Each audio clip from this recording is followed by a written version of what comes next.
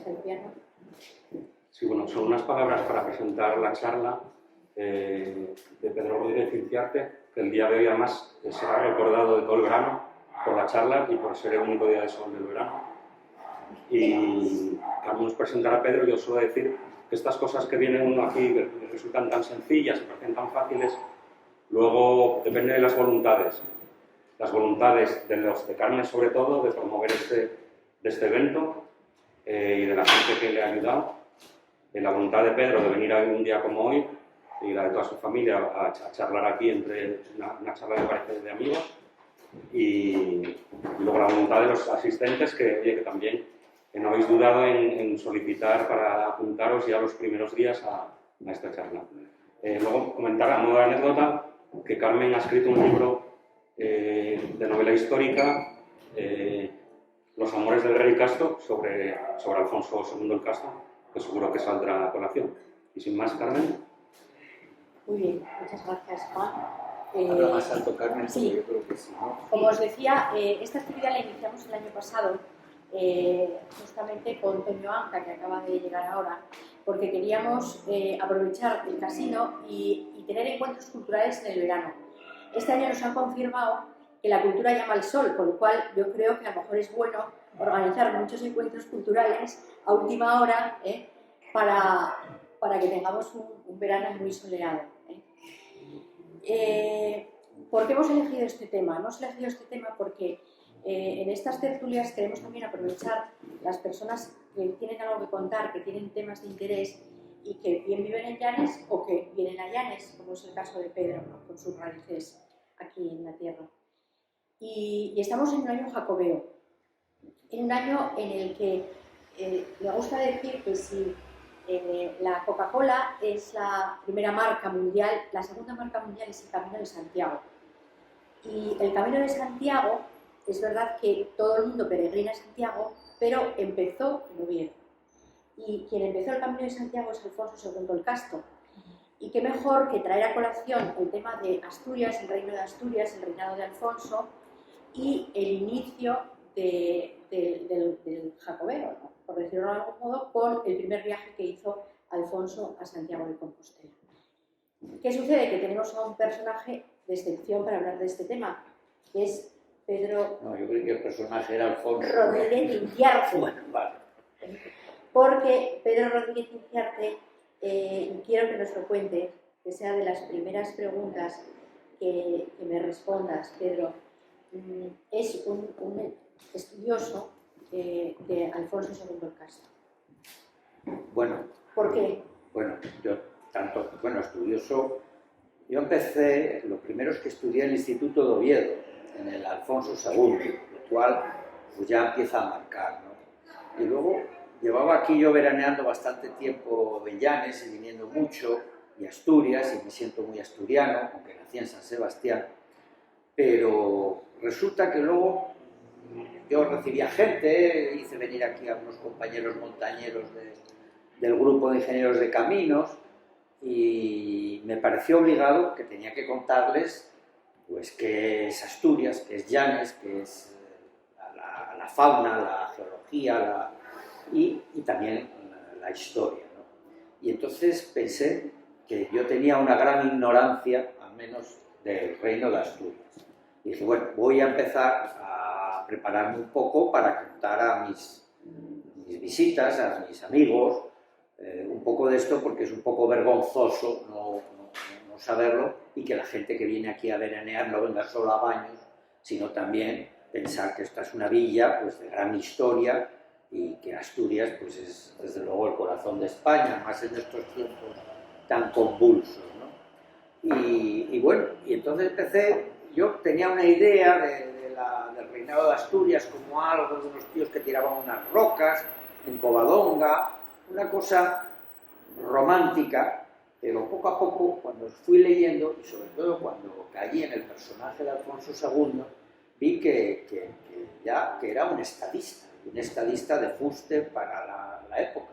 Entonces me gustó el tema y profundicé todo lo que pude, ¿no? Estudioso, quiero decir, yo no he ido a las fuentes, o sea, yo no me he ido a leer las crónicas, no manejo bien el latín, y no me he ido a los textos que hay modernos sobre Alfonso II, sean en libros o sean en internet, y luego también conjeturar, porque hay que decir que la figura de la historia del Reino de Asturias está escrita pues como 150 años después de que acontecieran los hechos y además por parte, ¿no? Es decir, básicamente fue Alfonso III, que era muy amante de los libros y de la cultura, el que ordenó que se escribiera unas crónicas sobre lo que había acontecido en el Reino de Asturias.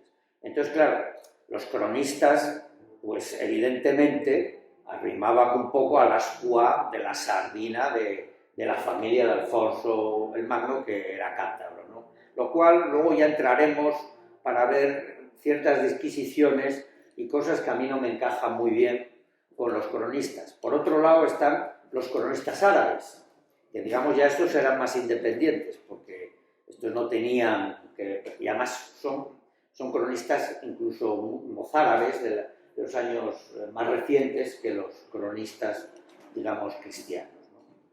Ya no sé, ya me he perdido porque no sé qué estaba. No, pero nos vamos a encontrar porque para empezar y arrancar, aunque el personaje sea Alfonso y queramos meternos... Bueno, entonces sí, como el Reino de Asturias, los orígenes sí. del reino, sitúanos. Bueno, yo ya que puestos a hablar de Alfonso II, supongo que muchos de vosotros estaréis muy versados en la materia del Reino de Asturias, pero alguno habrá que no.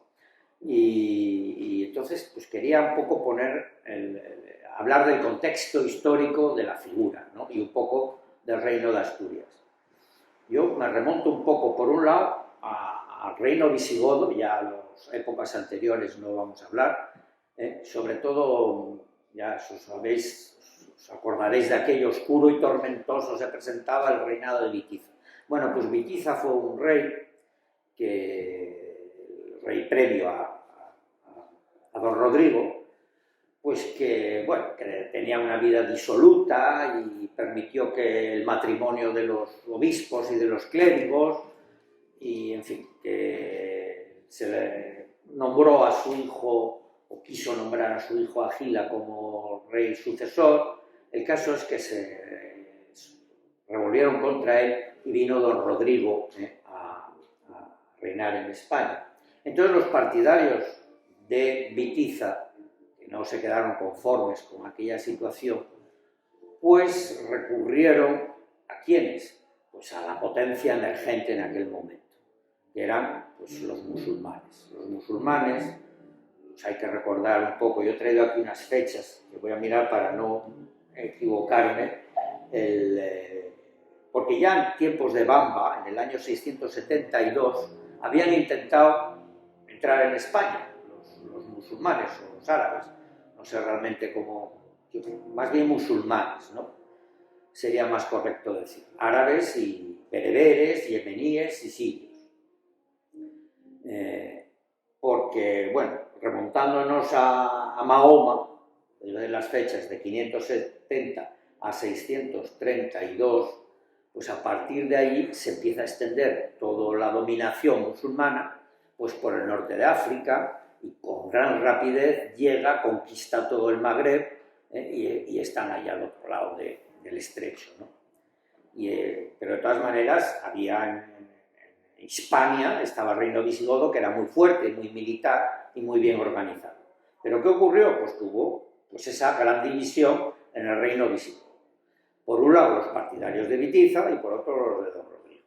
Entonces los partidarios de Vitiza pues recurrieron a través del famoso conde Julián de Ceuta, pues hablaron y pactaron con los musulmanes facilitarles la entrada en lo que era la España, digamos, y que repusieran al famoso Agila, ¿no? Pidieron ayuda como si fueran unos mercenarios, ¿no?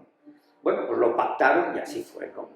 En el año 711 cruzan, no sé si tengo la fecha exactamente, porque habría que verla por aquí, bueno, el 30 de abril del año 711 cruzan el estrecho de Gibraltar al mando de Tarik, de ahí viene Jebel Tarik, Gibraltar, la montaña de Tarik, y desembarcan 12.000, tampoco era una gran cantidad de árabes. En este caso eran árabes y bereberes. Y entonces don Rodrigo, que estaba en el norte en aquel momento, pues monta un ejército, baja hacia el sur y se plantea la famosa batalla de Guadalete, ¿no? Y entonces allí, pues con un gran ejército visigodo, se enfrenta a los musulmanes. ¿Pero qué ocurrió? Que la mitad del ejército eran partidarios de Bitiza y en medio de la batalla se retiraron.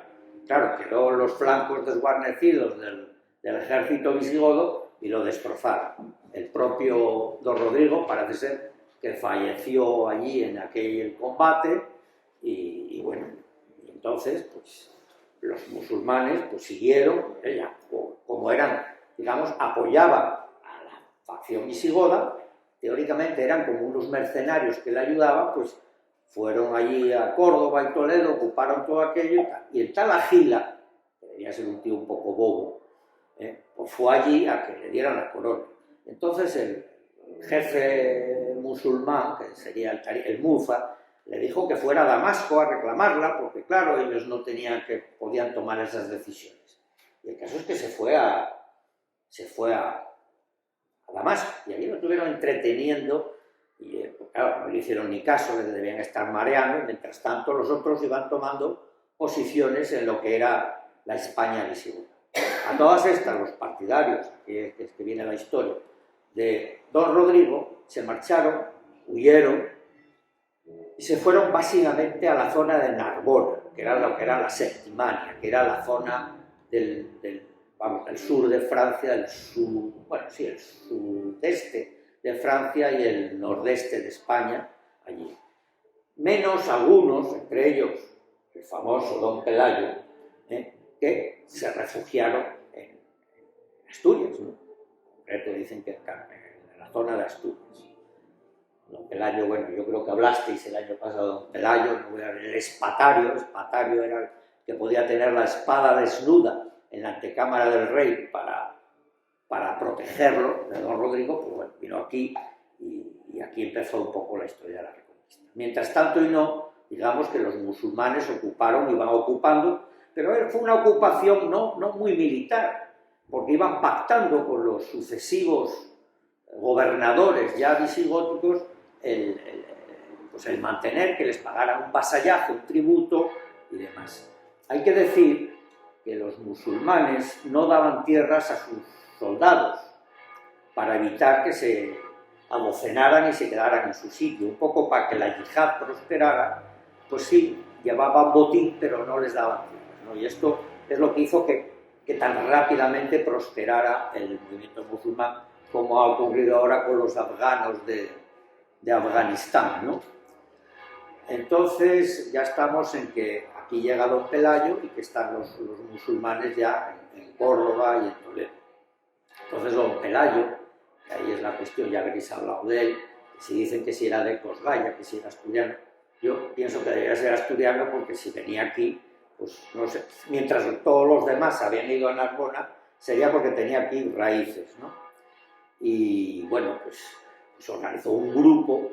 Hay que decir que aquí hay una cuestión histórica compleja, que los asturianos y los montañeses no se habían sometido totalmente a los visigodos, permanecían en las montañas y tampoco, por supuesto, a los musulmanes cuando llegaron, que ocuparon hasta Gijón, ¿no?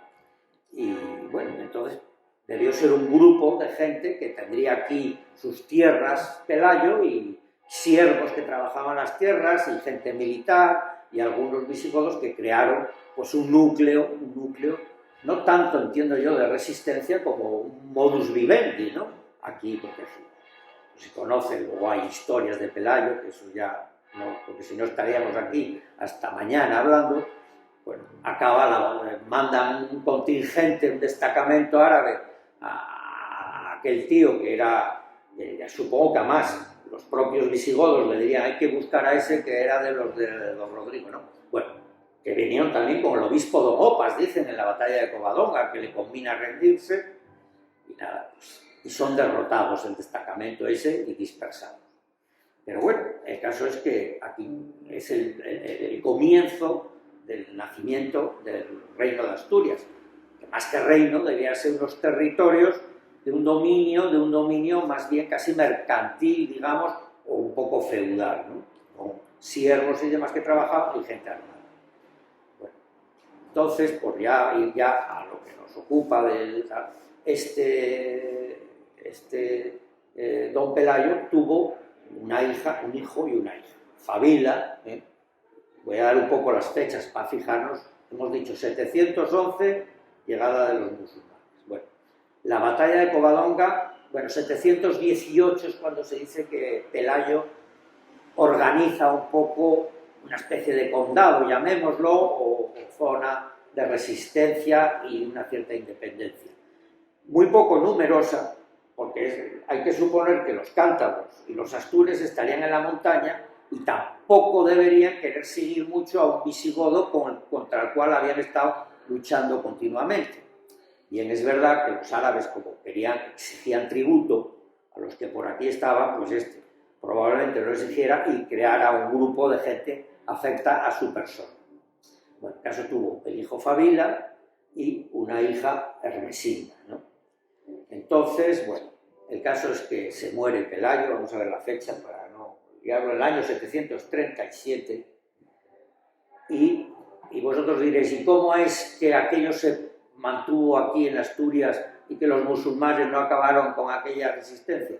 Pues en parte porque los musulmanes consiguieron su yihad hacia Europa. Y fueron en parte con dos líneas de ataque. Una por Narbona, que iban a buscar a los que habían huido por la zona, digamos, del este español, y otros más bien por el oeste de Francia, y allí, bueno, por hacerlo breve, se encontraron, por los del este progresaron bastante bien y conquistaron plazas y destruyeron aquello y tal, pero los del oeste dieron con Carlos Martel, que era bueno, que sabéis, el francés de los merovingios, como se llamaba, el de Palacio, ¿no? El que empezó la dinastía, que luego sería Carlomagno, que los derrota en Poitiers en el año 732. Es decir, es de suponer que los musulmanes que se habían instalado en España dedicaran todo su esfuerzo a intentar llegar a Italia y a ocupar lo que era toda la Europa central, porque también coincide a Constantinopla también la sitiaron y la rodearon en aquella época, pero no lo consiguieron. Estuvieron 2 años alrededor de Constantinopla en esas fechas intentando conquistar. Y estos fueron derrotados y volvieron en el año 732. Total, que digamos que Pelayo no tuvo mucho problema para mantener aquí una cosa que eran las montañas, un territorio pequeño, en las primorías, que se decía, que yo, por cierto, de las primorías, que hablan mucho todos los textos de las primorías y nadie sabe qué son las primorías. Yo he intentado averiguarlo y he llegado a una conclusión, que las primorías tienen la misma razón, origen que Pomerania, o que aquí lo vemos porque hay una cosa que se llama la Moría, ¿no? Que es lo que está al lado del mar. O sea, Primoría, Pomerania en Alemania es el terreno que está cercano al mar. Que es de suponer que sería la zona que no era montañosa y que estaba ya los valles y la zona cercana, los valles del Sella y la zona cercana al mar. Bueno, pues allí era lo que ocupaba Pelayo. Entonces, al casarse, y ahí vamos, Hermesinda va y se casa con Alfonso, hijo de Pedro de Cantabria. Pedro de Cantabria era el duque de Cantabria, que era un godo, ¿no? que digamos los musulmanes no ocuparon la zona cántabra y había allí una especie de ducado y este señor que era el duque de Cantabria, que tenía estos hijos, que los musulmanes habían ocupado Amaya, lo que era la capital, pero no habían pasado hacia la costa, ¿no? Entonces Hermesinda se casa con Alfonso, hijo del duque de Cantabria, y entonces ya se empieza a crear un núcleo más importante, porque por vía matrilineal, ¿no? Al morirse Fabila por el oso a los 2 años del año 739, que dice que lo mató un oso, ¿no? Pues asciende al trono de Asturias Alfonso I llamado Católico, ¿no? Este Alfonso, que ya era un reino ya más grande porque ocupaba los cántabros y los astures. Entonces, como de todas maneras no había, digamos, estaban por las montañas, se dedicó básicamente, debía ser un hombre militar muy fuerte, él y su hermano Fruela Pérez, hijo de Fruela de Cantabria, no el Fruela que luego hablaremos, pues ocuparon y fueron los que devastaron lo que se llama la zona del Duero, ¿no? ¿Qué quiere decir esto? Pues que quisieron ocupar los campos góticos, que era donde estaban los godos, y traer a la gente que estaba en los campos góticos, gente ya más de guerra y tal, para poblar la zona que eran sus dominios, que era la zona, digamos, del norte de las montañas, creando núcleos ya con guerreros y con gente ya más avezada, y bueno, y por otra parte, al hacer esa cierta devastación, evitar que los musulmanes pudieran o dificultarles mucho el ataque hacia sus dominios, porque tenían que atravesar toda una zona. Claro, un ejército cuando se mueve, ¿cómo se mueve? Pues los tienen que comer los caballos, tienen que comer la gente, en fin, una serie de cosas. Y si destruyen las cosechas y no hay gente allí, pues es mucho más difícil y más complejo montar una expedición militar. Y ese fue. Entonces, Alfonso I, que por decirlo claramente, va a haber... Que es el abuelo de... Sí, estamos hablando que casa con Hermesinde de 739 a 757, casa con Hermesinde. Bueno, o sea que reinó bastante tiempo. Y también coincidió, aunque me estoy extendiendo un poco, pero vamos a ver si lo habré visto, coincidió que en esos años, 740 aproximadamente, hay una sublevación bereber en la España musulmana. Los bereberes, que habían sido la mano de obra para la cuestión militar, se calcula que entraron en España en todo el siglo VIII del orden de 200.000 musulmanes, entre bereberes, que fue lo más numeroso, árabes, que fueron muy pocos, sirios y yemeníes. La Hispania visigoda, tampoco hay estadísticas, pero se calcula que tendría entre 4 y 5 millones de habitantes. Es decir, que todos los que quedaron en lo que era la Hispania visigoda eran hispanos romanos y visigodos, musulmanes o árabes, digamos, de ascendencia musulmana pura, eran muy pocos. Bueno, pues estos bereberes, se conoce que los árabes, que deberían ser los que deberían mandar todo aquello, deberían ocupar las mejores posiciones, los gobiernos y demás, y tenían a los bereberes pues, como gente que eran lo que nosotros llamamos moros, ¿no? A los bereberes, porque venían de Mauritania y de ahí viene la palabra moro. Porque los bereberes en realidad son gente aria, ¿no? Son los mismos que los guanches y dicen que están emparentados con los vascos, los bereberes. Pues se rebelaron contra los musulmanes y es más, se marcharon, habían ocupado sobre todo Galicia, la parte esta del Duero, y cogieron y se fueron y volvieron a su tierra.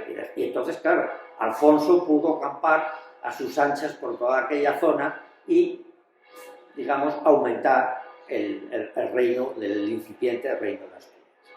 Bueno, a este le sigue ya, se muere, vamos pues le voy más a ir rápido, ya entrando en el personaje. Fruela, le sigue Fruela primero, llamado Fruela el Cruel. Se llama el Cruel, pero yo lo digo por las crónicas. Es el padre de Alfonso. Es el padre de Alfonso, hijo de un Alfonso I y padre de Alfonso II. Este Fruela, bueno, tiene una historia llamada Fruela el Cruel porque dicen que mató a su hermano Vimarano en una conspiración palaciega. Tenía otra hija que se llamaba Dosinda, de la que luego hablaremos, y Alfonso, ¿no? Alfonso el mayor, Vimarano y Adosinda. Bueno, este Fruela, según las crónicas musulmanas, fue un hombre recio, firme, muy buen militar, y que dicen que las victorias que obtuvo Fruela luego se le atribuyeron las crónicas a Alfonso.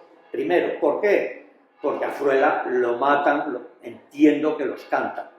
Es decir, había una familia pelagiana de Pelayo, que eran vamos a decir, los asturvisigodos, y otros cántabros, que eran los que representaba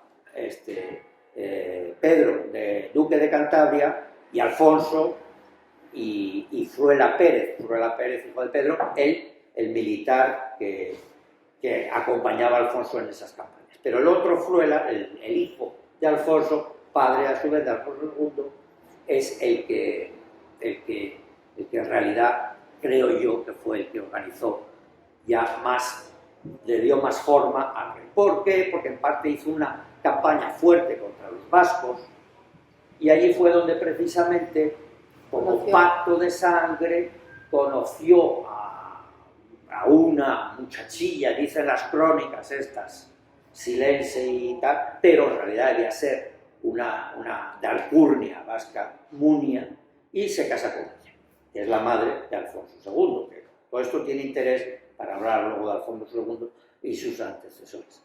El caso es que a Fruela se lo cargan el ambiente de la familia palaciega. Yo estimo que deberían ser los partidarios de los cántabros, y entonces Munia tiene que ir con Alfonso, que al sazón, cuando la muerte de Fruela es en el año, vamos a ver aquí, 768, Alfonso debía tener 8 años de edad y su madre, Munia, se dirige al monasterio de Samos, que había refundado el padre. No lo cuentes porque esto vamos a ir hablándolo luego. Pues eso. Venga, pues pregunta, ya estamos, con esto estamos situados. Entonces vamos a ir haciendo preguntas. Alfonso, nacido en el año 760 aproximadamente, en Oviedo, porque lo había fundado Fruela Oviedo, y así estamos, ¿no? Entonces ahí vemos unas raíces y los musulmanes que estaban muy revolucionados entre ellos. Sí, unas raíces importantes, Pedro. Por un lado tenemos a Fruela, bueno, que desaparece del mapa. Sí. Su madre es vasca. Alfonso. No, la madre de Fruela no, la madre de Alfonso, o sea, la mujer de Fruela. Alfonso ya nace en Oviedo, sí, ¿no? Pero Alfonso se queda huérfano de padre muy joven y se tiene que ir y se va a Samos. Entonces eso sí que es interesante, cómo marca en la personalidad de Alfonso su estancia. Bueno, podemos suponer, y eso claro, todo es una gran suposición, que Alfonso se refugia con su madre, porque también va a su madre, porque además había muchos conventos, fundaciones que eran dúplex, había monjas y frailes, ¿no? El monasterio de Samos, que había refundado su padre Fruela, por cierto, Fruela fue el que contravitiza, o sea, prohibió el matrimonio de los eclesiásticos, e incluso a los que estaban casados les obligaba o a deshacer el matrimonio o a renunciar al cargo eclesiástico, es decir, que tampoco, de la cual enlaza, que tiene que ver luego con el hijo, ¿no? Mientras que, bueno, vamos a decir que Alfonso va a Samos y allí llega a los 8 años, 8 o 9 años de edad, y se debe pasar, pues como hasta los 15, 16 años en este monasterio, por su madre. Entonces, yo me intenté averiguar qué se hacía en un monasterio en aquella época. Este monasterio, al parecer, se regía bajo la regla de San Fructuoso, que era, y yo me leí en una crónica mozárabe cómo era la regla allí, la verdad que era muy rígida, mucho más rígida que la benedictina y todo esto. Vamos, imponía, por supuesto, una castidad, imponía pues una alimentación, pues eso de la carne nada más que comerla cuando se hacía un viaje, el pescado rara vez, o sea, alimentación a base de verduras, luego una obediencia total y absoluta al abad, bueno, una serie de reglas que no os quiero dar. En definitiva, que Alfonso, que venía de ver asesinar a su padre, verlo o no verlo, por lo menos conocerlo, que le debieron seguir y que querrían cargárselo a él para que no siguiera, para que no fuera rey y acabara con los asesinos de su padre, pues el hombre, pues, digamos, en esa formación monástica es de suponer que le creara un fuerte carácter y pues una especie de monje, se convirtiera en un cierto monje. Entonces, ¿Su madre se fue con él? Sí, su madre se fue, la reina Munia se fue con él allá a Samos. Luego, ¿de dónde sale, cómo sale de Samos? Porque resulta que al morir Fruela, nombran los palaciegos, que así se nombraban en los reyes, a Aurelio. Aurelio era hijo de Fruela Pérez, aquel cántabro de Cantabria, o sea, nieto de Pedro, duque de Cantabria. O sea, aquí vemos a la familia cántabra que toma posiciones en el reino, ¿no? Y Aurelio, que no es muy conocido nada más que por lo de San Martín del rey Aurelio, que vamos a ver cuántos años estuvo para no liarnos, estuvo del 768 al 774. No es muy conocido lo que hizo, lo único que se sabe es que hubo una revolución de los siervos, una sublevación de los siervos. No quiero hablar, ya estoy un poco largo, el criterio de la servidumbre, porque si no... Si nos pasa el tiempo. Se nos pasa el tiempo, la servidumbre, es decir, que era cuando acaba la esclavitud romana, se impone, las tierras no podían quedar desatendidas y se crea la servidumbre, que es lo que da origen al feudalismo. Aunque esto tiene que ver luego con lo que ya diré más adelante de Alfonso. Pero bueno, en definitiva, está allí hasta que muere Aurelio. Muerto Aurelio, en el año 774, se elige a Silo. Silo es un rey que, según dicen las crónicas, por su matrimonio con Adosinda.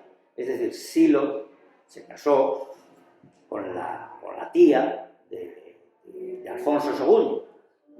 Y como había una cierta transmisión matrilineal, esto hay autores que discuten cómo era la transmisión, aunque parece claro que Alfonso I, el rey de Asturias, por casarse con Ermesina, es decir, que la mujer transmitía el derecho y el marido lo ocupaba. Eso es muy interesante. Es un tema que está muy debatido y demás. El caso es que también se dice que a Fruela se lo cargaron en parte, porque cuando Fruela se casa con Munia, se suponía que se iba a quedar allí, en Vascongadas, a dirigir lo que fuera, la zona de allí, y volvió. Y entonces los cántabros, que pensaban ocupar ellos la posición, y hubo una cierta conspiración, y eso fue lo que hizo. Bueno, en definitiva, que Alfonso está allí hasta que Aurelio se casa con Adosinda, transfiere la corte a ¿cómo se llama esto? A Pravia ya. Ya, o sea, que van centralizando de Camaldonís va a Aurelio, y a Langreo. No, la corte no se movió de Camaldonís. O sea, aunque Alfonso nació en Oviedo, pero no era la capital, llamémoslo. Se trasladó a Pravia. Y allí, bueno, Aurelio, diré aquí que estos los llamaron los reyes vagos, a Aurelio, Silo y luego Maduregato, del que hablé a posterior. Entonces Aurelio, no, lo que voy porque Aurelio y la tía Adosinda van al monasterio y traen a su sobrino, Alfonso, y lo ponen a dirigir el palacio o las cuestiones palaciegas. Es decir, lo nombran como ministro del tal Aurelio. Aurelio, que no es tampoco muy conocido por haber muchas cosas, tuvo una cierta sublevación en Galicia, en fin, pero no me voy a extender más de Aurelio. ¿Y no crees que ahí Adosinda tenía mucho poder? Pues sí, Adosinda, hombre, evidentemente transmite la realeza o la monarquía o los derechos de propiedad sobre aquella posición, Adosinda. Porque si lo en ese sentido tampoco... Luego también, por otra parte, Adosinda se conoce que era una mujer versada, culta, y también tenía bastante trato con el Beato de Liébana, protegió mucho el monasterio de Santo Toribio de Liébana, y bueno, debía ser una mujer recia que además, pues bueno, trajo a su sobrino, lo llevó allí a la corte, y bueno, aunque fue bastante pacífico ese reinado, quiso formarle para hacerle rey, ¿no? Cuando muriera su marido. Por hacerlo ya breve, su marido se muere en el año 783. Estos crean la iglesia de Santianes, es conocido por eso. Ahí es donde está enterrada Adosinda y donde está enterrado Silo. Y Adosinda, bueno, y nombra rey a Alfonso. Pero mira tú por dónde se crea otra conspiración de los cántabros y demás, y lo desmontan del poder y nombran a Mauregato. Mauregato era un hijo ilegítimo de Alfonso I. se conoce que además decían que era hijo ilegítimo y además del matrimonio de Alfonso con Sisalda, que parece que era una cautiva mora muy bella o lo que sea. El caso es que ahí llega Mauregato y Alfonso otra vez tiene que salir por pies, porque también se lo quieren cargar, porque claro, se suponía que si llegara Alfonso rey, pues investigaría la muerte de su padre y probablemente tomara represalias contra la rama cántabra de la familia.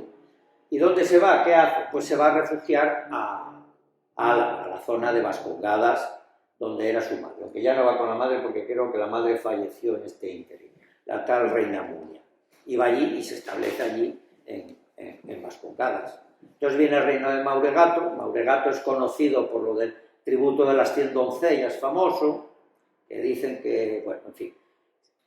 La interpretación que yo hago de toda esta historia es que sea Aurelio, sea Ciro, sea Mauregato, incluso hasta cierto punto Alfonso I, a pesar de... pues estimaban que aquello eran unas posesiones que tenían, el reino aquel, que pagaban un cierto vasallaje al musulmán, al emir o como fuera, y que mantenían aquí un cierto poder, tenían su chiringuito, llamémoslo así, ¿no? Esto es en sus orígenes, aunque había una cierta cuestión de realeza, pero no parece claro que tuvieran esa condición de rey, aunque Mauregato, que luego si hablamos del Beato Liébana, en su famoso O Dei Verbum hay un acróstico que lo relaciona como rey a Mauregato, ¿no? El famoso, se dice que el entrego, la zona del entrego era donde se hacía la entrega de las 100 doncellas, bueno, pero parece que todo esto es un cuento porque las crónicas árabes no lo recogen, y si hubiera sido así, lo hubieran recogido. O sea, los árabes, los musulmanes de Córdoba, hacían pillaje, hacían las famosas y se llevaban esclavas, concubinas o lo que fuere, pero no hay constancia de que en realidad esa entrega. Yo creo que las crónicas hablan mal de él, pues porque como era hijo ilegítimo, pues bueno, pues había que echarle un pero al tal Mauregato, aunque yo creo que no debía ser tan malo como lo pintan los libros de historia.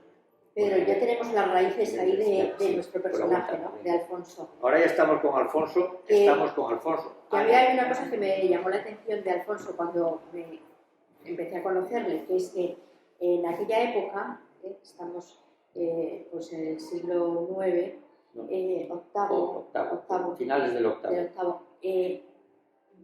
Vive 81 años y reina 51. Claro, era un monje, eso está claro. Era muchos un monje, años, ¿no? no comía carne Entonces, ¿a qué se debe? Y tenía abstinencia carnal de las dos carnes, la de cabrito y la otra. Entonces, por un lado, es un reinado muy largo, entonces, ¿qué hace? Cuéntanos un poco, ¿qué hace en todos esos años como constructor, por ejemplo, bueno, que ha hecho? Vale, o sea, háblanos un poco de la figura. Bueno, hablando ahora ya, Alfonso, hemos quedado que está en el año, estamos hablando, en el año 789 muere Mauregato, ¿eh? Y nombran, digo, es que si no, ya todavía no es rey, pues, en el año 789 muere Mauregato. Y nombran otra vez a otro cántabro, a Bermudo, el diácono, que era hermano de Aurelio y a su vez hijo de Fruela Pérez, nieto del duque de Cantabria. En definitiva, para acordarse de la lista de los reyes asturianos hay que saber que Alfonso tuvo 4 tíos reyes por delante de él, ¿no? Bueno, una tía reina Rosinda y 3 tíos, ¿eh? Y así no se pierde uno en la lista, porque si no uno se puede hacer un lío. Bueno, total, que llega Bermudo. Y aquí vamos a ver, Bermudo, lo nombran estos, y se conoce que sigue con la misma historia de pagar un cierto vasallaje al musulmán y mantener. Pero ¿qué ocurre? A la sazón, en la zona musulmana, que esto tiene importancia, había estado Abderramán. Abderramán llega en España, no me voy a contar la historia de los omeyas y los abbasíes, llegan en 756, y se hace con el control del Emirato Independiente de Córdoba. Pero tiene grandes revoluciones, se mete en luchas palaciegas hasta que no afianza su poder. Bueno, es el que comienza, por cierto, para que hagamos una historia de lo que son las construcciones, la mezquita de Córdoba, ¿no? Empieza con Abderramán I. Pero hay amigo, Abderramán le sucede su hijo, Hisán I, en el año, vamos a ver aquí, el año 788. Es decir, Mauregato muere en el 789 y nombran a Bermudo el diácono. Y en 788 llega Hisán I a emir de Córdoba, emir independiente de Córdoba. O sea, reconocían al calife como calife religioso, pero no político. Y Hisán I, que debía ser un poco más fundamentalista que su padre, porque a la razón hay que decir que, claro, los musulmanes llegan a España, pero no obligaron a la gente a convertirse. Es decir, llegaban y prácticamente la religión musulmana tenía unos parecidos sorprendentes con la religión cristiana. Se decía que Jesucristo era un profeta, las normas no eran tan distintas, y a la sazón, como la Hispana visigoda había sido muy arriana y en Asturias adopcionista, luego no sé si me vas a preguntar sobre eso, pues no había mucha diferencia. Entonces, pues nada, vivían allí los cristianos, que eran los que se llamaban mozárabes, ¿no? Vivían allí bajo digamos, el yugo, digamos, musulmán, pero vivían muy contentos. Y aparte que hubo muchas conversiones porque los musulmanes no exigían el diezmo que exigía la Iglesia Católica, con lo cual pues, la gente pues, en realidad se hacía musulmana para no pagar impuestos. Es decir, que no era una situación que luego sí, en siglos posteriores empezó a haber persecuciones, pero en aquella época no, bueno, de hecho, en Toledo estaba el arzobispo de Toledo, era el primado de la Iglesia y ya estaba en Toledo, tan campante, ¿no? Bueno, pues estábamos en que llega Bermudo, llega Hisán I, y lo primero que hace declara la yihad contra los cristianos, Hisán. Y lo primero que hace es montar una campaña, dice, a ver estos asturianos que dicen allí que tal igual, el reino de Asturias. Y monta una campaña, monta un ejército que lo dirige contra Bermudo, que era el rey. Bermudo va a enfrentarse allí en la zona, va hacia Galicia, y bueno, y aquello es una catástrofe cristiana brutal. Creo que, bueno, las crónicas de una y otra dicen que murieron 50.000 cristianos, bueno, lo que sea. El caso que fue una derrota pavorosa del reino de Asturias, que no podemos llamar tanto reino, sino como aquella zona de Asturias. ¿Qué ocurre? Que claro, aquellos cántabros y aquellos que se pavoneaban, vamos a decir, dice, uy, que la cosa se pone fea, porque además habría idea de que la idea de Hisán era seguir en aquello. ¿Y qué hacen? Pues mandan a buscar a Alfonso, a Vascongadas. ¿Por qué? Porque como él era vasco y su madre vasca, se supone que aglutinaba el ejército de todo el norte entre los vástagos, los cántabros, los astures y los gallegos. Y en cambio, el famoso Bermudo y pues no, los vascos ya habían matado a Fruela, habían desterrado a Alfonso allí, pues es de suponer que los vascos no contribuyeran mucho a la defensa del reino de Asturias. Entonces ya tenemos a Alfonso al frente lo nombran rey, a ver la fecha, si me la tengo por aquí, el 14 de septiembre de 791, y Alfonso da un cambio, y ahí es donde vamos, muy importante. De entrada, él quiere ser ungido, nada de nombrado así, ungido por la Iglesia con los óleos. Es decir, quiere recuperar el rito visigodo. El rito visigodo, y aquí hay un tema de que se ve que era un estadista el tío, porque tal como iba el reino de Asturias, podía ser una cosa independiente, pero nueva, de nueva creación. Pero la legitimidad estaba en Toledo o en Córdoba, que era donde había estado la corona visigoda, que en definitiva la ocupaban de alguna manera los musulmanes en aquel momento. Es decir, que para los españoles, llamémoslo entre comillas los españoles, había una continuidad del reino visigodo a la cuestión musulmana. Y los de aquí del norte no, lo que tenían era su territorio donde vivían y demás, pero no pretendían ser legitimados. En cambio, Alfonso ya cambia eso. Dice, no, yo ungido como rey.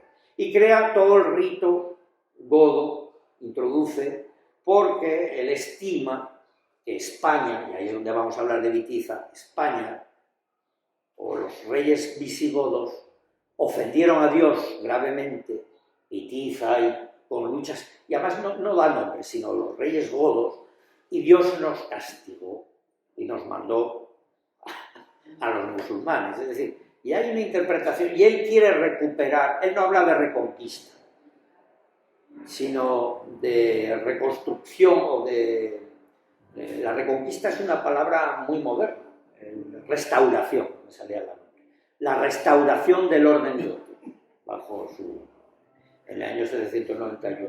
No sé si te he contestado a tu pregunta, Sí, pero bueno, tenemos que seguir avanzando. Vamos a seguir avanzando, pero entonces... El tiempo nos avanza. Sí, pero como Hisam seguía con la yihad, y después de la derrota de Lutos, de Bubia, pues mandó otra a Burbia o Bubia, en 791, ¿no? Pues, Pedro, por darle una panorámica también a todos los que nos están escuchando del reinado de Alfonso, hay una parte, a mí me parece... Es que estamos todavía en el 794. Sí, pero el tiempo avanza y no podemos contar todo, tenemos que... No, hombre, pero es un poco... Para ponernos en posición, déjame que cuente lo siguiente y luego ya. Pero es que si no, no vamos a poder hablar. Nada, voy a acabar con la siguiente. El Hisam sigue con su yihad y manda otro ejército en el año 794 al norte, ya más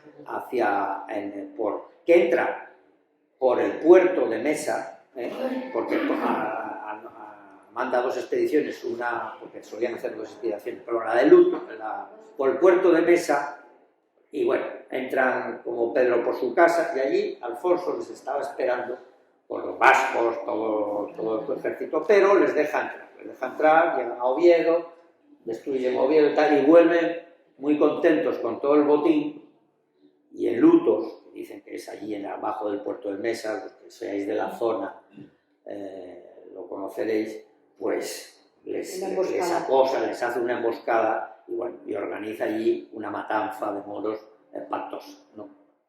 Pero bueno, digo yo, lo cuento un poco, una victoria aplastante, pero claro está, porque además en el año 792 el tal Hisam, que también hizo otra yihad contra Francia, había ocupado Narbona, Gerona y todo aquello. Y entonces aquel ejército tan victorioso musulmán que se había enfrentado a los francos, resulta que es destrozado por un nuevo caudillo del norte, que se dice que es rey, que es Alfonso, allí en Lutos. Y bueno, y luego ya... son palabras mayores. O sea que eso por poner, esto es en el año 794, llevaba 3 años el rey Alfonso. Y le quedan muchos por delante. Sí, muchos. Entonces vamos a ir por tocar un poco... Tira para adelante. Tema arquitectónico, todo lo que va creando en Oviedo. Todo lo que me estás diciendo es muy posterior, vamos a saltar toda esta parte de las guerras y las batallas. Él estuvo, ya sabes lo que decía Voltaire, que no cuentes todo si no quieres aburrir al público, ¿no? Bueno, pues todo lo que sabes si no quieres aburrir al público. Bueno, pues efectivamente, Alfonso, digamos ya que establece su reinado, hemos pasado por un poco, y en cuanto a construcción, él, que también ve su personalidad, él, bueno, crea Oviedo, lo dota de construcciones en Oviedo, y bueno, sobre la Basílica de San Salvador, que su padre que es la catedral, porque él restaura el orden gótico y nombra obispo de alguna manera en Oviedo, y hay catedral en San Salvador y las 12 capillas de los apóstoles, una iglesia de Santa María, San Tirso como áulica, capilla palatina, el palacio, empieza una cierta muralla alrededor de Oviedo, hace también un acueducto y fuentes en Oviedo, o sea, construye todo aquello. Pero bueno, esto es un poco posterior a lo que hemos hablado, ya cuando consigue pacificar, porque digamos que Alfonso, después de estas campañas, los musulmanes decidieron no volver a atacar Oviedo. Le tienen miedo, le cogen miedo. No es que, bueno, quitando que luego en el año 795, pero como no puedo contarlo todo, sale por piernas, porque el Hisam escarmentado de la batalla nombra, que por cierto, tenía un militar que estos judíos se llamaba Adelkrim, que era también bereber, y que lleva el mismo nombre que el Adelkrim ¿cómo se llama? De Anual, que era un gran militar, y este en el año 794 le da una corrida a pelo a Alfonso, y que lleva órdenes de cogerlo, Alfonso. Pero se escapa no por el puerto de la Mesa, sino por Puerto Ventana, llega a Priorio, al castillo de Priorio, se refugia, y de ahí, pero se escapa, y vuelve, pero no lo pilla. O sea que Alfonso, pero después de esta prácticamente no vuelven a atacar a Oviedo, sino que se dedican a atacar Álava, más indefensa, y Galicia. Pero bueno, venga, estamos entonces en las construcciones. Guerrero, constructor, y vamos a ir al Camino de Santiago, bueno, porque es parte bueno, pero hemos pasado por alto un tema que es la cuestión adopcionista, que no sé si... Lo que pasa, Pedro, bueno, pues vamos a pasar a la cuestión... No, pero además, estoy segura que hay gente por aquí que te quiere hacer alguna pregunta. Bueno, eso sí, no, pero la cuestión adopcionista muy brevemente, porque eso enlaza con Carlomagno y el Camino de Santiago. O sea, la cuestión adopcionista era un tema que los asturianos en aquella época, bueno, eran un poco arrianos y mantenían, bueno, que Jesucristo no era hijo de Dios, sino adoptado por Dios. Esto parece, dices tú, bueno, qué finés, qué finura y tal, pero tenía mucha importancia porque el primado de Toledo, que era Lipando, pues claro, a él decir que Jesucristo era hijo de Dios, pues es una cierta cuestión que le podía cortar el cuello los musulmanes. Entonces mantuvo Lipando esta teoría adopcionista, que fue la que el Beato de Liébana pues intentó refutar y demás, y estamos hablando un poco antes del reinado de este. ¿Y qué peso tuvo en el reinado de Alfonso el Beato de Liébana? No, el Beato de Liébana prácticamente ninguno. El Beato de Liébana era el que escribió ¿cómo se llama esto? Hizo los famosos beatos, los libros estos del Apocalipsis, en la cual era un milenarista. O sea, creía que el mundo se acababa en el año 800, porque había hecho unos cálculos de no sé qué, y por eso escribió el Apocalipsis, aterrorizando a la población. De hecho, se encerraron en no sé qué iglesia. Bueno, y creo que vivió al año 801, que debió morir para su deshonra, porque no ocurrió nada, ¿no? Pero bueno, esta cuestión adopcionista tiene su importancia porque, de alguna manera, asimilaba el cristianismo a la cuestión musulmana. Lo hacía muy parecido, y claro, aquello era un peligro que Carlomagno, que quería unificar el imperio, también lo percibió. Entonces, Alcuino de York, que era el palatino bueno, no voy a hablar de Alcuino porque entonces no acabamos aquí nunca, bueno, se carteó con Beato, discutieron, condenaban a Elipando, en fin, en definitiva, se combatió el adopcionismo. Y a la sazón, después de la corrida en pelo que le dio Gisán a Alfonso II en el año 795, pues Alfonso, entiendo yo, que dijo, bueno, tenemos ahí a los musulmanes que son 4 o 5 millones de personas. Los astures, gallegos y tal serían unos 500.000, vamos a poner. Dice, bueno, es que esto, como venga por nosotros, nos arrolla. Y como era un gran estadista, y no tenía un pelo de tonto, ¿qué hizo? Pues mandó a Carlomagno, empezó a congraciarse con Carlomagno, a mandar embajadores y demás. En una de sus correrías, Abdelkrim perdió la tienda de campaña de seda muy bonita, que tal, y se la mandaron de regalo a Carlomagno, a Toulouse. O sea, empezó a haber un contacto entre el imperio carolingio y el incipiente reinado asurio. Esto es a finales del siglo VIII, hacia el año... Y en el año 798 se conoce que hacen una alianza, que claro, eso no está muy bien aclarado, y en lo cual se crea el ataque conjunto de todos los reinos cristianos a los musulmanes, o sea, contraataque.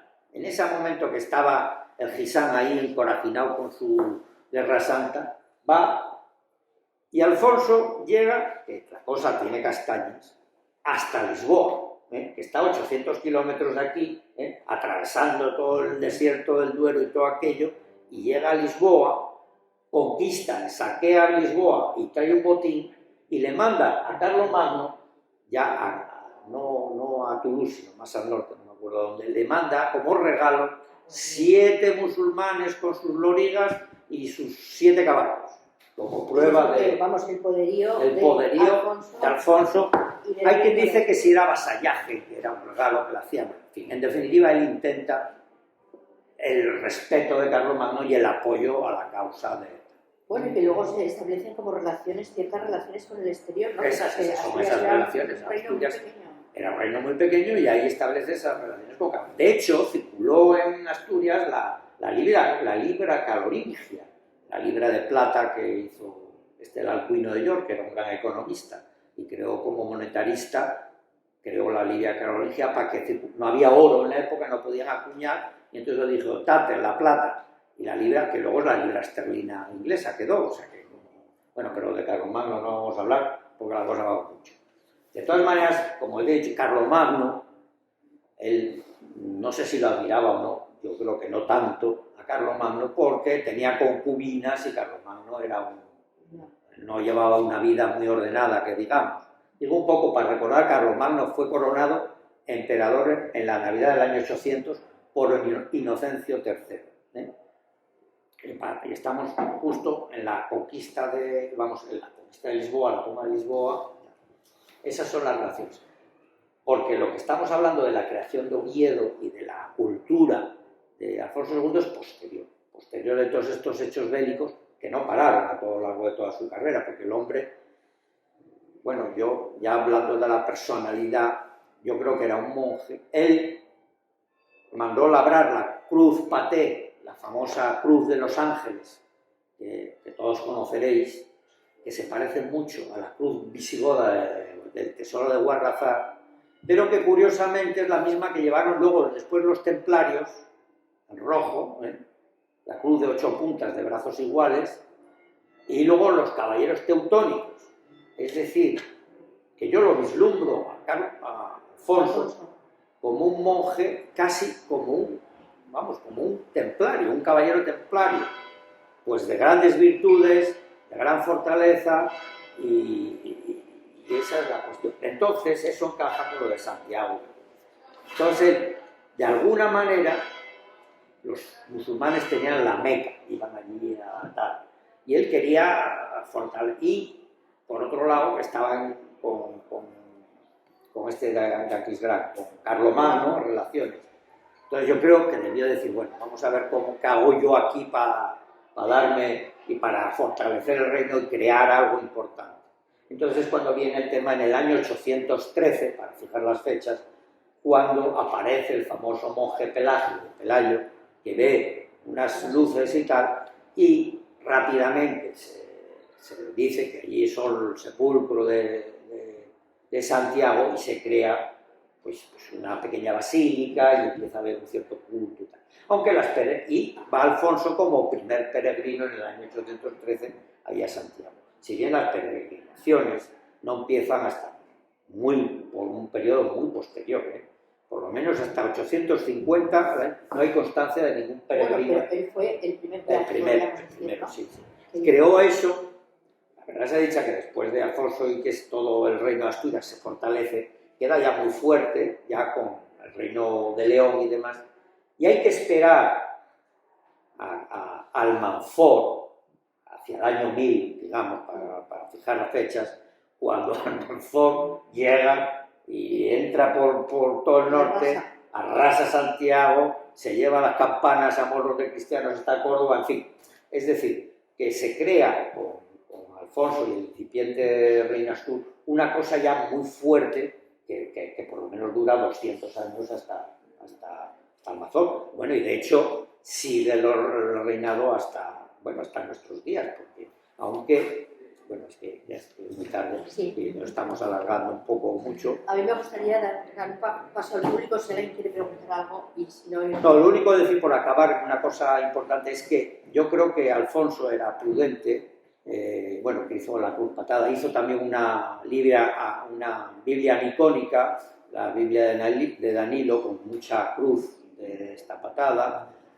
Para mí la obra magna de él es Santullano, San Julián de los Prados, que es una basílica que además es que está ahí para poder verla, con anicónica también, o sea que no tiene figuras nada más que la de Jesucristo, ¿no? Que por cierto, hay un Jesucristo coronado de corona real, no de corona de espinas, lo cual no es habitual, y que él yo creo que es el donde se sentía a gusto, ¿no? Porque tenía un gran iconostasio y la zona donde él se reservaba era el transepto, ¿no? Que es muy grande para lo que es habitual en una... Pues os recomiendo que los que no la conozcáis, que la veáis. Hubo una exposición ahora muy interesante Sí. en Oviedo, en Pero- los corrales. Bueno, en definitiva, porque claro, esto sería muy largo, podemos estar aquí hablando horas y horas de Alfonso, pero él va y entonces nombra, como él crea, restaura el orden godo en su corte, hay condes, ¿no? Lo que eran los famosos condes palatinos, que es equivalente a los ministros, y él nombra ya mayor a un tal Nepociano, que dice cugnatus, dice cuñatus, o cuñado, como fuera, dicen los textos, como, digamos, primer ministro, un poco siguiendo para que fuera rey, es decir, porque no, él no seguía la tradición de padres a hijos, sino que había que nombrarlo y ungirlo y demás. Y de hecho, este Nepociano parece ser que debió ser rey, aunque las crónicas de Alfonso III, que era, digamos, de la rama cántabra, dicen que era un usurpador, ¿no? Pero debió ser rey. Pero Ramiro, que fue el que fue rey después de Nepociano, Ramiro, que era de la rama cántabra, Ramiro era hijo de Bermudo el Diácono, aquel que, o sea, que viene de la dinastía de Pedro de Cantabria. Pues Ramiro, que decían que había ido a matrimoniar a la Vandulia, lo que iba era hacer una alianza contra Nepociano, entre los gallegos y los cántabros se aliaron contra los astures y vascos y se plantaron batalla en Narcea, y el pobre Nepociano parece ser que lo pillaron por aquí cerca en la Primoria y le sacaron los ojos, porque el Ramiro no era como Alfonso, hombre prudente y estadista, sino más bien un poco una mala bestia. Se me ha olvidado decir, y esto sí es muy importante, cuando hablamos de los siervos, Alfonso, se habla el tema de los foramontanos, que yo lo he intentado averiguar todo, tiene su aquel, la carta de Brañosera del año 824, es decir, que Alfonso, que era su reinado, intentó, creó y consiguió crear hombres libres, es decir, daba un poco como fueron los pioneros americanos que iban contra los indios, que la gente, entiendo que muchos de los godos que habían traído a poblar la zona de Asturias, y mozárabes, fueron a la zona del Duero, y fueron los que establecieron castillos, los condes, donde se refugiaban que eran hombres libres, que lo cual es una gran novedad. La carta de Brañosera de 1825 reconocen el conde, de acuerdo, pero la tierra era del que la trabaja, en tiempos de... O sea, ese fue, y que creó luego lo que fue Castilla, y que por eso en España no hubo tanta servidumbre como hubo en toda la zona feudal. Y eso me parece importante ver que Alfonso tenía ideas, aparte de ser militar, hombre casto, hombre fuerte, tenía ideas políticas, pero también sociales, ¿no? Hasta cierto punto, porque quería un poco crear una sociedad de hombres libres, ¿no? Bueno, y ahora ya si queréis una pregunta, ya no digo más, porque tenía aquí rollo para rato, pero bueno. ¿Alguna pregunta del público antes de...? No hay valor para preguntar. A ver, Ángel. Sí, quería preguntarte, que yo seguiría aquí escuchándote y podemos hacer una segunda parte mañana, si me dan permiso, porque me encantó lo que nos contaste y nos muchas cosas que no sabíamos. Pero se habla mucho, volvemos a Pelayo, se habla mucho de la batalla de Covadonga, que está magnificada, porque normalmente es como una batalla que hubiera sido la leche, ¿no? Como decirlo de alguna manera. Sí. Pero también se habla de una escaramuza, yo no sé exactamente, claro, son muchos años y... Bueno, yo creo que mi punto de vista que fue más bien una escaramuza. Una escaramuza porque no debía haber un ejército cristiano, porque como yo creo que he comentado, los hombres de la montaña, que eran los astures y los cántabros, estaban peleados con los godos y con los musulmanes. Entonces no veo yo cómo pudo aglutinar un ejército pelayo que opusiera resistencia a una hueste musulmana. Debía ser un grupo de gente y que se magnificó para crear y ir a... Esa es mi opinión hubo, ¿no? o mi conjetura. Batalla Batalla sí, hombre, claro, no se va a inventar todo, pero sobre un hecho se magnifica un poco, ¿no? Ahora, Yo no veo, claro, este Pelayo no vivía aquí, estaba en la corte de visigoda, viene. Dicen que fue un lío de faldas también, todo, como Munuza, el de Gijón. Cierto que esto es una cosa que a los de Gijón les tiene que fastidiar un poco, y como soy de Oviedo, me voy a tomar la libertad. ¿Por qué se crea la capital en Oviedo y no en Gijón? Porque Gijón estaba amurallado, había sido fortaleza en tiempos romanos. ¿Por qué? Porque Gijón vislumbraba la capital de un reino caído, y en cambio Oviedo la capital de un reino surgente y creciente, ¿no? Era un poco, y por eso, digamos, evitó Gijón. Yo estimo también porque la navegación debió perderse en aquella época, entonces el puerto de Gijón no tenía ningún sentido para gente que se movía a caballo y por la costa, digamos, pero que no. De hecho, Ramiro, cuando los normandos llegan, que los normandos, o sea, los visigodos, los hombres del norte, normandos, vienen ya con Ramiro. Y Ramiro los persigue, pero a caballo, y los otros en barco por la costa. O sea, que no había una flota, digamos, asturiana, que luego con posterioridad sí la hubo. No sé si con eso... Sí. No, me gustó lo de uno por la costa y otro por una senda que es un poco Chaplin. Sí, las comunicaciones no debían ser tan malas en aquella época, se seguían las rutas romanas, las rutas romanas. Lo que pasa es que las rutas romanas eran más bien norte-sur, y solo había una este-oeste de Lucus Asturum a Lucus. Bueno, ¿Hasta dónde se calcula, por ejemplo, que llegaron los árabes en Asturias? En Asturias, hombre, a Gijón claramente. Munuza estaba en Gijón y ocuparon, se cree que llegaron, digamos, básicamente, yo diría que casi hasta Alsella, por decir, ¿no? Y luego ya de eso hacia Oriente, nada. Ni los cántabros, ni los vascos, nada. Estaba una zona allí que estaba totalmente... que no habían ocupado tampoco los visigodos, por cierto. O sea que era una zona como Taraz. A Oviedo llegaron, aunque no se quedaron y se fueron otra vez. ¿Quiénes Porque llegaron, los musulmanes? Fue cuando... Bueno, estuvieron en Gijón. Gijón fue el Munuza, era el gobernador que decía que quería raptar a la hermana de Pelayo, me parece, ¿no? Sí, pero eso es una historia. Aunque yo de la figura de Pelayo, la verdad que no soy un conocedor por fuerza de lo de Alfonso. Yo me he centrado más en la figura de Alfonso, que me pareció muy interesante. No sé si os ha gustado la figura del Alfonso. Daría lugar a mucha conjetura y mucho debate, porque es que todas las crónicas están hechas por los cántabros, ¿no? Y ahora dicen que Pelayo era cántabro también, dice Revilla, ¿no? De Posgaya, no sé dónde, todo. Y entonces, en cambio, los reyes astures, como Fruela o como el propio Alfonso, no tienen tanta...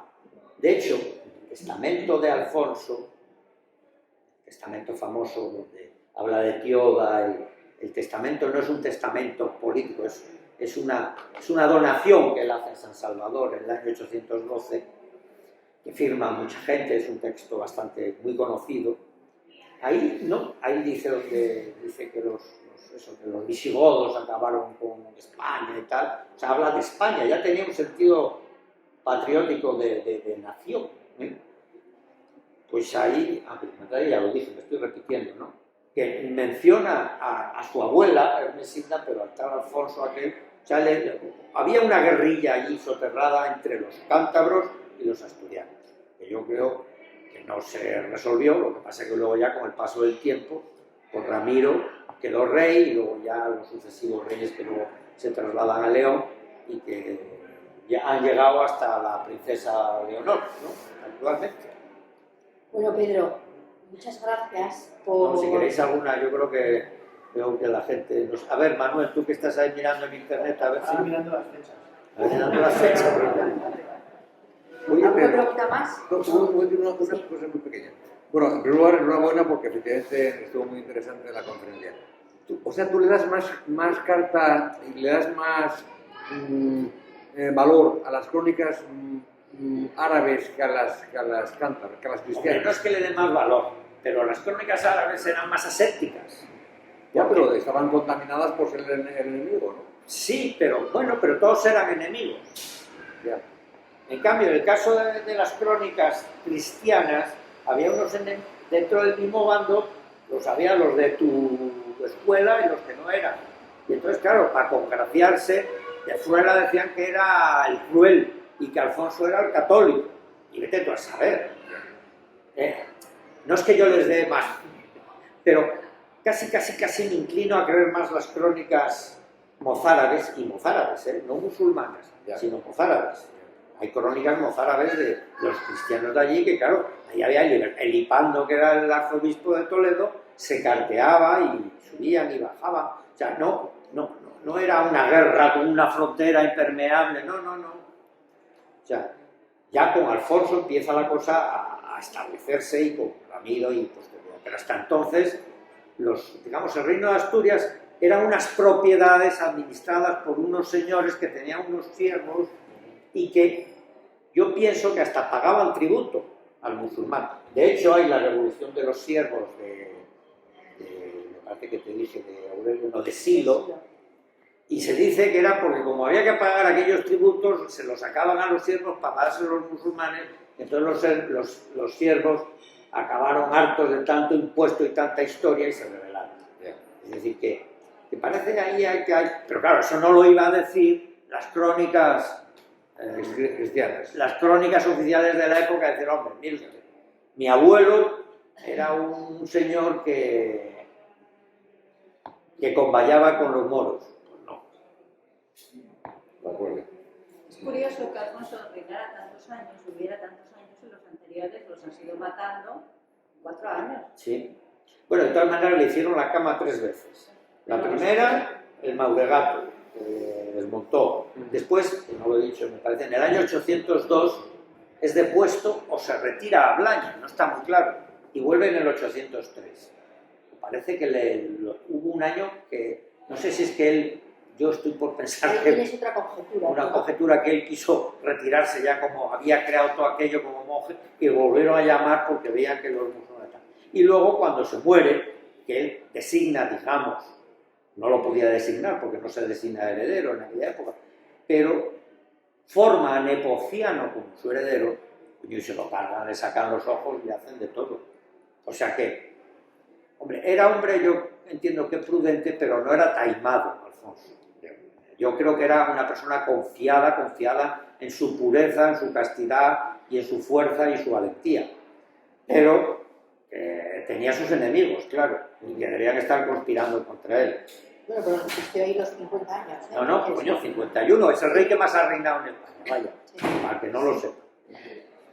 Bueno, pues como... Pedro, ¿Algo más de información sobre Danilo y su Biblia? ¿Dónde pudo haber sido? Bueno, Danilo, la Biblia de Danilo apareció en Italia, ¿no? Como sabéis, ¿no? La Biblia de Danilo está reseñada en la entrega que hacen al San Salvador en el testamento se llama el Testamento de Alfonso II, y que es una Biblia que está llena de coronas, es anicónica, no tiene figuras de personajes, y tiene muchas cruces, o sea, que se ve que está muy inspirada por Alfonso. Dice que fue escrita en Oviedo, hecha en Oviedo por un tal Danilo, pero yo no sé mucho. Me he leído, hay muchos estudios en Italia, en italiano, sobre la dichosa Biblia esta. Creo que estuvo en Oviedo hace poco, ¿no? La trajeron. Yo creo que fue, bueno, hay que ver lo de los beatos como eran, ¿eh? Son una maravilla. O sea, que en la época había buenos escribas y no se había perdido el reino los hispanos-romanos dejaron la escritura, el miniado, todo, incluso la fragua, había armería, se fabricaban armas, ¿no? Bueno, el oro, tenemos que se hizo oro, que esa cruz lleva bastante oro, ¿no? Se dice que había oro en los palacios también, aunque a lo mejor quizás fuera una exageración, pero o sea, había minería y había una industria importante. Bueno, ¿qué tal? Muy bien, pues No sé si... muchas gracias después de que nos han hecho esto con el tiempo. A ti lo primero, muchas gracias Nada, por... yo por todo encantado. lo que nos has Sigo transmitido. aquí 2 horas más, pero bueno. Es un pozo sin fondo realmente, Pedro. Muchas gracias a él porque nos has abierto panoramas, nos has dejado muy claro de este rey que es estadista, que es prudente, es constructor, es guerrero, es como una asceta, ¿no? Es valiente, es como una asceta, es como un monje, y tiene mucha fuerza, ¿no? Para estar ahí durante todos esos años reinando a pesar de toda la... el ataque del musulmán por un lado, que iban a por él, porque no era que... No, hay crónicas que dicen Abdelfonsus y que iban a por él, vamos. De hecho, el Abdelkrim ese le tenía unas ganas tremendas, que el Abdelkrim murió con 80 y tantos años también, y fue general de Gisán, de Alaquén y de Abderramán II. Era un gran general, o sea, no eran tontos los musulmanes. Hombre, lo único es que, ¿sabes? Tenían concubinas y tenían el Abderramán de vez en cuando iba a la guerra, pero claro, tenían no sé cuántas esposas. Claro, dirían, ¿qué coño hago aquí en la guerra? Me vuelvo ahí a Palacio y que le den a estos, que cambió el Alfonso a mí. Él se ponía allí en pie de guerra y aguantaba el tirón. Bueno, pues gracias a todos por estar aquí. Sí, eso sobre todo un día tan perfecto como hoy, que, en fin. Seguiremos haciendo estos encuentros, En el otoño, a ver, íbamos a hacer uno en el otoño pasado, pero el COVID no nos dejó. A ver si lo conseguimos este otoño, en invierno, en primavera, aprovechando la Semana Santa y nuevamente en verano. Vale. Y que haya Me parece muy bien, Carmen. No, Yo lo que... una segunda parte como Pedro. Yo estoy agradecido al casino, sobre todo, bueno, por los esfuerzos que hizo la Junta Directiva para volver a dar un cierto empaque a esta institución y darle vida, ¿no? Porque viviendo aquí en Llanes echábamos todos en falta un lugar de reunión, que hubiera estos eventos, cenas, marchas por la montaña, lo que sea que fuere. Parece mentira que con gente que vivimos aquí tanto tiempo, pues hubiera decaído tanto la vida. Que sí, hay gente que hay que agradecer.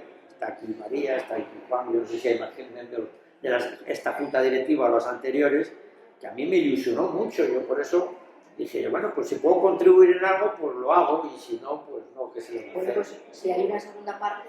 Bueno, pues nada, hablaremos de otra cosa. Os hablo de las estrellas. Bueno, pues...